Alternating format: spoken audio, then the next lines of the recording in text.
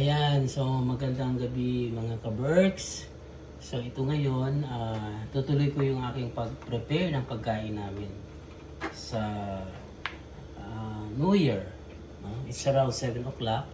So still nagpe-prepare pa rin ako. So ito yung pre-prepare ko ngayon, yung sashimi sa Japanese. Pero sa atin ang tawag ay kilawin. So this is Filipino version ng ating kilawin. No? This is tuna. Ayan, tuna po yung binili ko. It's 1 kilo. Napakamahal ng 1 kilo. I think it's 420 per kilo. Ayan, so makikita nyo naman plus na pulang-pula. Okay, ayan, so nahiwa ko na to. Na-drain na siya. Okay. Tapos, ihahalo na natin yung ating suka. So, lalo natin yung suka. Then, ayun. Ngayon natin. I-mix natin. And then, so, ilagay ko na yung mga, so, we'll put the sibuyas. Ayan, sibuyas and luya. So, this is sibuyas. So, ginamit ko is yung white onion. Ayan. So, yun. And then, of course, yung ating luya, ginger. Ayan. Okay. Okay. Ayan. Then, haluin. Okay. Haluin natin. Okay.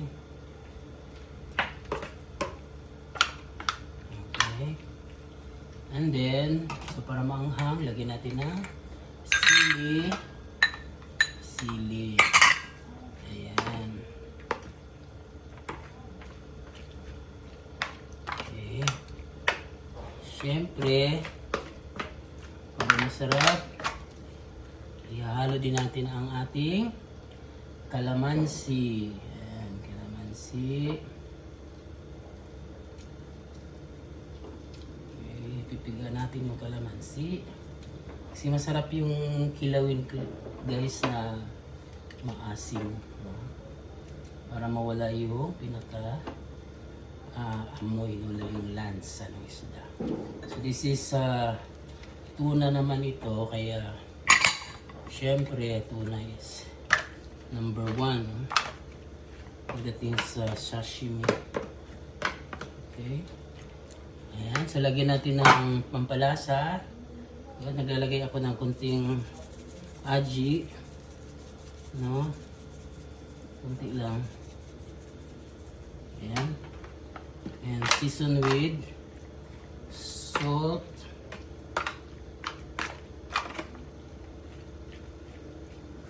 Ayan. So, season natin with salt. Kuha ko ng salt dito sa aking ayan, so lalagyan natin ng asin, season with salt. Ayan, lagyan natin.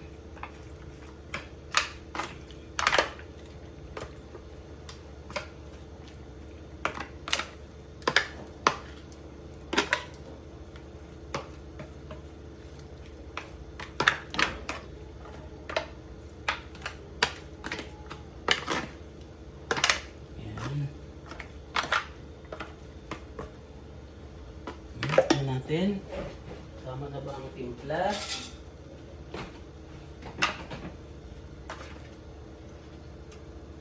Wow, napakatamis.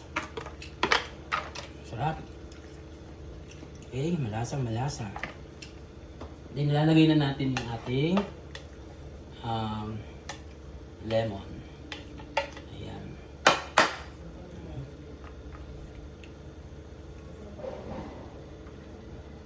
Okay, so ito na guys, ito na yung aking prepare na kilawin tuna. Okay, thank you for watching. Bye-bye!